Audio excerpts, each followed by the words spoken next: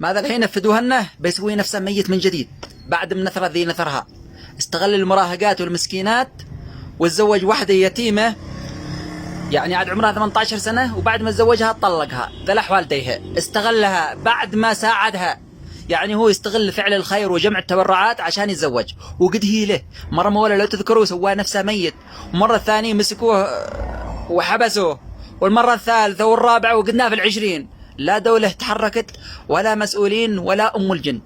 والمشكلة يا جماعة الخير إن باسم الخير وباسم جمع التبرعات ويستغل المساكين واليتامى. وقلت لكم عارفين القصص ذي فاتت، والقصة دي عادها انتشرت الآن.